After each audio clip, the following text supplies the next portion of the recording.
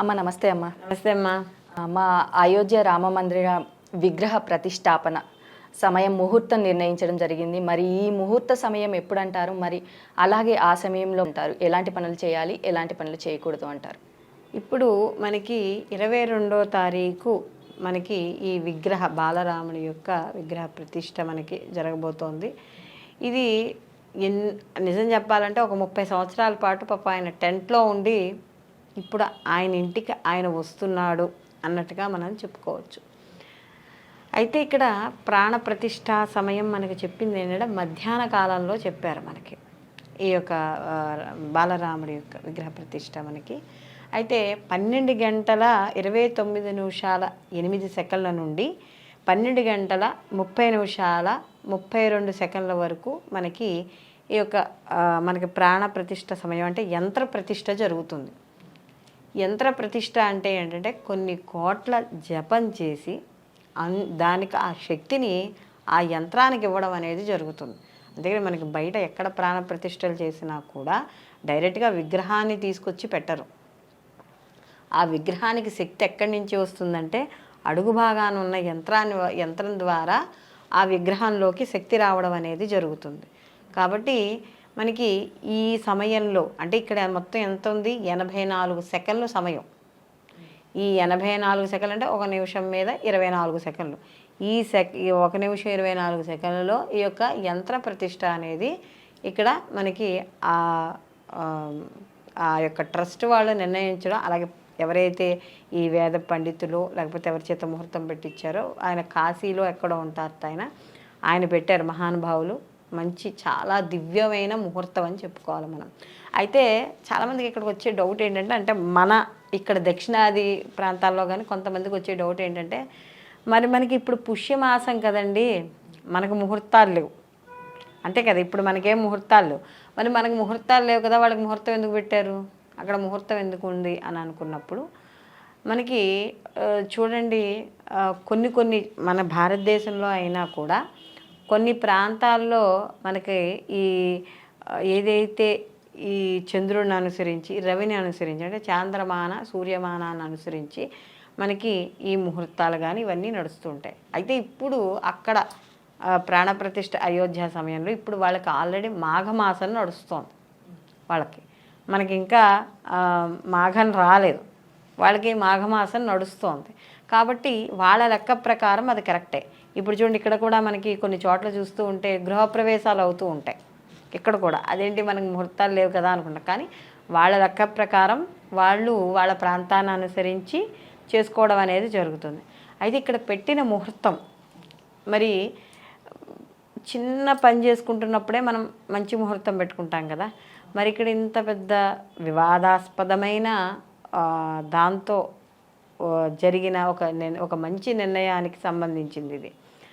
అయితే మరి ఇక్కడ ఏమిటి అనుకున్నప్పుడు మనకి రాముడు పుట్టినప్పుట పునర్వసు నక్షత్రం 4వ పాదం మీద పుట్టినప్పుడు 5 గ్రహాలు ఉచ్చ స్థితిలో ఉన్నాయి అని చెప్పారు మనకి రాముల వారు పుట్టినప్పుడు.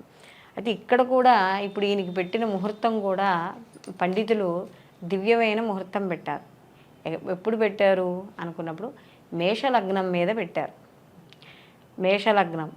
మేషలగ్నానికి లగ్నాధిపతి వచ్చి కుజుడు, ఆ కుజుడు భాగ్యస్థానంలో ఉన్నాడు. అలాగే ఇక్కడ లగ్నంలో గురువు ఉన్నాడు. ముహూర్త ప్రకారం లగ్నంలో గురువు కానీ ఉంటే అంటే కేవలం ముహూర్త భాగంలో కానీ మనం చూసుకున్నప్పుడు లగ్నంలో గురువు ఉన్నప్పుడు ఏమవుతుంది అంటే 1,00,000 దోషాలను పోగొడతాట గురువు.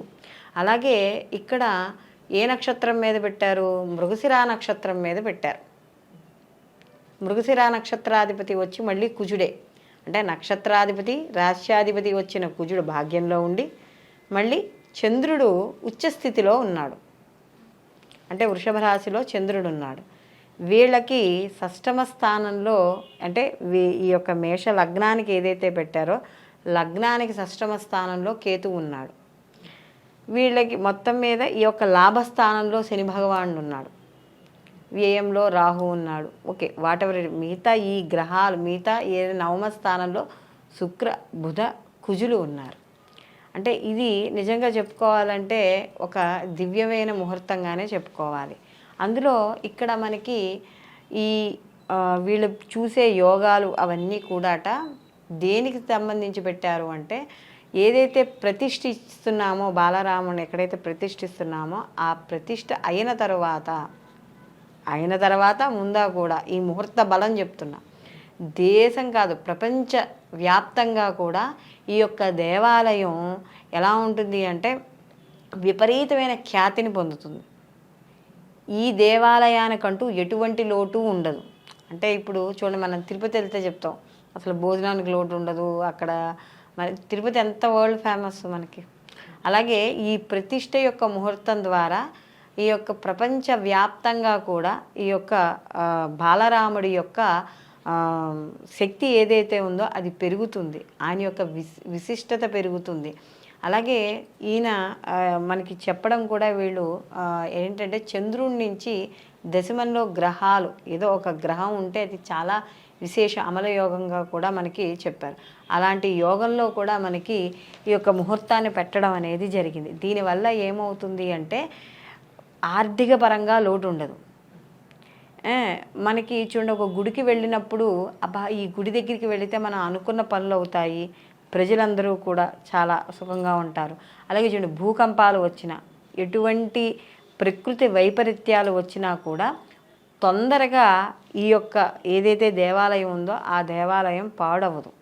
మనకి చూడండి, కేదార్నాథ్ వాటి కేసు వెళ్ళినప్పుడు ఎన్నో వరదలు వస్తూనే ఉంటాయి, చుట్టుపక్కల కొండలు పడిపోతూనే ఉంటాయి, ఇళ్ళు పడిపోతుంటాయి.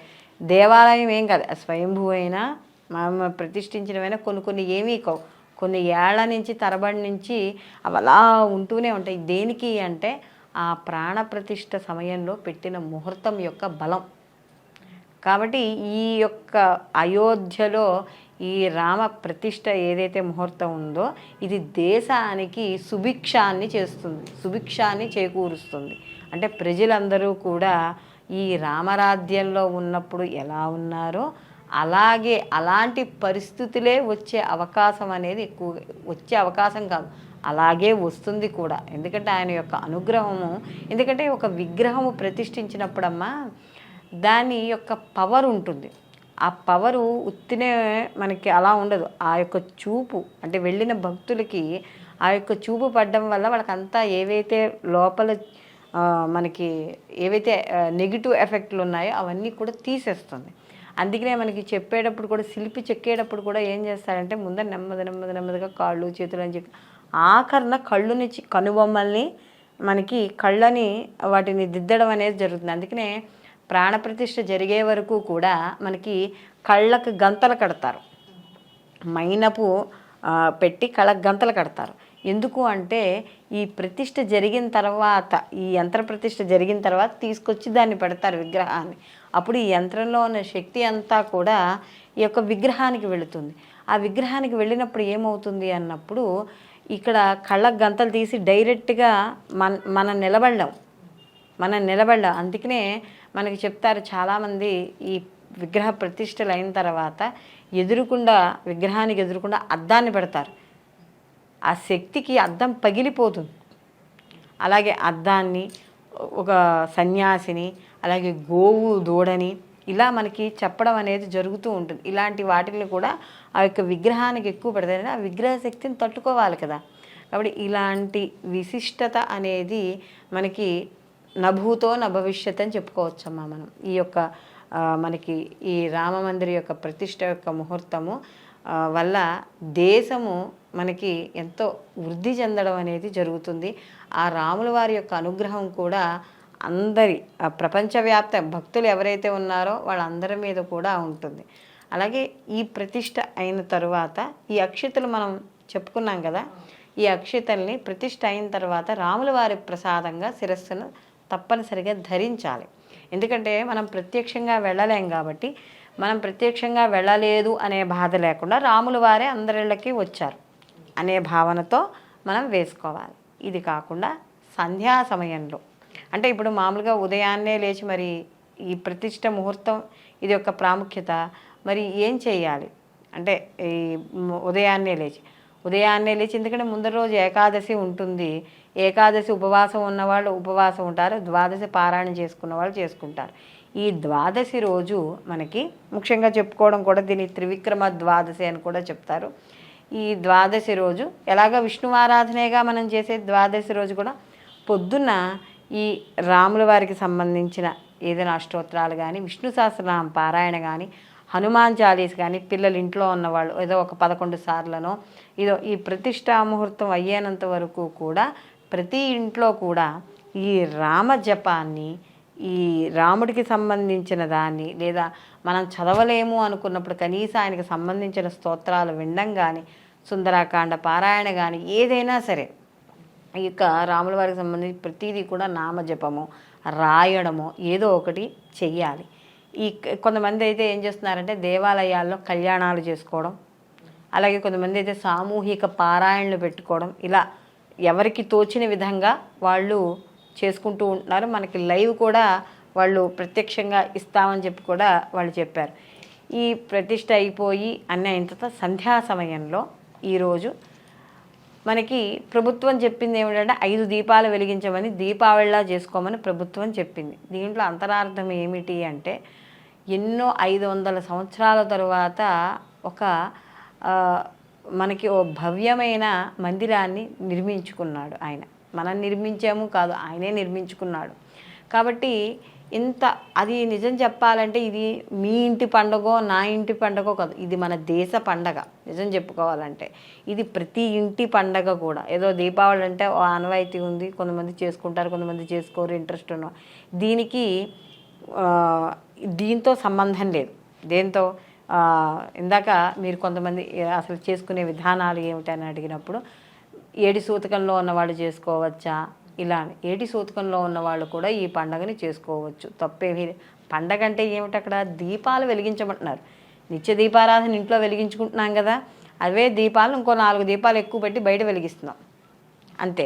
అయితే కానీ ఇక్కడ ఏంటంటే అశౌచంలో ఉన్నవాళ్ళు, అంటే కేవలం ఎవరైనా చనిపోయిన వాళ్ళు లేదా ఆడవాళ్ళకి ఎవరైనా ఋతుక్రమంలో ఇబ్బందులు వచ్చిన వాళ్ళు, వీళ్ళు తప్ప మిగిలిన వాళ్ళందరూ కూడా సంధ్యా సమయంలో ప్రతి ఇంటా కూడా వాళ్ళ ఇల్లు మొత్తం దీపాల కాంతులతో వెలిగేటట్టుగా ఆ రోజు చేసుకోవడం, ఇంట్లో ఏదైనా తీపి పదార్థాన్ని చేసుకుని ఆ రాముల వారికి నివేదన చేసుకోవడం, దాన్ని సంతోషంగా స్వీకరించడము, ఇవన్నీ కూడా సాయంకాలం చేసుకోవాల్సిన పనులు.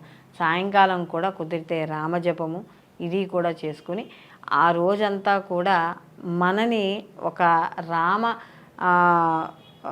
జపంతో కానీ రామనామంతో కానీ మన శరీరాన్ని మన యొక్క దాన్ని శుద్ధి చేసుకునేయడానికి మనకు ఒక మంచి సదవకాశం. ఎందుకంటే మామూలుగా అయితే ఎవరు కూర్చుని ఏమీ చేయలేరు, అంతంత టైములు కుదరవు. ప్రభుత్వాలు కూడా కొన్ని చోట్ల అయితే సెలవులు కూడా ప్రకటించాయి మనకి ఆ సమయ ముహూర్తం వరకు కూడా. కాబట్టి దయచేసి అందరికీ చెప్పేది ఏంటంటే పెద్దవాళ్లే కాదు పిల్లల్ని కూడా ఇందులో ఇన్వాల్వ్ చేయండి, పిల్లలకు కూడా దగ్గరుండి నేర్పించండి. చదివేవాళ్ళు చదవండి, చదవలేని వాళ్ళకి కనీసం పిల్లల చేతైనా రామ భజన చేయించండి. మనకి ఎన్నో ఉన్నాయి పిల్లలు చదవగలిగేవి మనకి. కాబట్టి ఇది చేయడం వల్ల మనకి ముందర మన ఇల్లు బాగుపడుతుంది. ధర్మంగా ఎలా బతకాలో రాముడు నేర్పాడు, ధర్మంగా ఎలా జీవించాలో రాముడు నేర్పాడు. కాబట్టి అలాంటి ధర్మమూర్తి అయిన రాముని యొక్క విగ్రహ ప్రతిష్ఠ రోజు అందరూ కూడా ఈ యొక్క నామాన్ని జపించడం, ఈ యొక్క స్తోత్రాన్ని పఠించడం వల్ల మనతో పాటు మన దేశ అభివృద్ధి కూడా ఉంటుందమ్మా. అమ్మ, మరి ఈ ప్రతిష్టాపన రోజు ఏ మంత్రాన్ని చదువుకోవాలి, ఆ మంత్రాన్ని ఒక్కసారి మా కోసం తెలియచేయండి. ఇప్పుడు మనం ఏది చదివినా కూడా రాముడితో అనుసంధానమైన నామాన్నే జపించాలి కదా. అసలు రామనామం ఏమిటి అని చూసుకున్నప్పుడు మనం చూడండి, రామ అని మనం ఫస్ట్ తెరుచుకుంటుంది, దాని తర్వాత ముడుచుకుంటుంది కదా. రామ అన్నప్పుడు రా అన్నప్పుడు మన నోరు ఏదైతే మనం ఉచ్చరించేటప్పుడు తెరుచుకుంటుందో అది మనలో ఏవైతే పాపాలు ఉన్నాయో, ఏవైనా చేసిన పాపాలు ఉన్నాయో అవన్నీ కూడా దహించవేస్తుంది. అంటే బయటికి పంపించేస్తుంది. ఏముండదు, బయటికి పంపించడం అంటే రా అన్నప్పుడు దహించి వేస్తుంది, అంటే అక్కడ అగ్ని బీజంతో ఉంటుంది. కాబట్టి మా అన్నప్పుడు ముడుచుకుపోతుంది. అప్పుడు ఏమవుతుంది, ఇంక బయట ఉన్నవేమి మనకి లోపలికి రావు. లోపలికి ఇంకంటే ఇంక మనం లోపలికి ఆపాదించుకునేది ఏమీ లేదు లోపలికి పాపాన్ని. కాబట్టి ఎవరైతే రామనామాన్ని నిరంతరము జపిస్తారో వాళ్ళకి చేసే పాపాలు, తెలిసి తెలియని పాపాలు, చేసిన పాపాలన్నీ కూడా దగ్ధమవుతాయి అని చెప్పడం అనేది జరుగుతుంది. అందుకనే రామమంత్రం అనేది తారక మంత్రం అని చెప్తాం. ఏ స్థితిలో ఉన్నా నువ్వు లే, నడు, పడుక్కో, లేవలేం. కొంతమంది పేషెంట్స్ ఉంటారు చేయలేం, అలా కూర్చుని పడుక్కుని కూడా మంచం మీద పడుకుని లేవలేని వాళ్ళు ఉంటారు. వాళ్ళు కూడా రామ రామ రామ రామ రామ అనుకో అంటే ఎలా ఏ అవస్థల్లో ఉన్నా కూడా జపించగలే నామము శ్రీరామ నామము. కాబట్టి అలాంటి శ్రీరామ నామాన్ని ఈ 22వ తారీఖున ఇంట్లో ప్రతి ఒక్కరూ కూడా జపించాలి. ఏది కనీసం ఏమీ చేయలేని వాడు శ్రీరామ అనే నామాన్ని చదువుకోండి. ప్రతి దానికి కూడా శ్రీరామ నామాన్ని అనుసంధానం చేయండి. 22 అనే కాదు, 22 అనే ఒక్కరోజు కాదు, ప్రతిరోజు కూడా ఆ నామాన్ని ఉచ్చరిస్తూ ఉండాలి.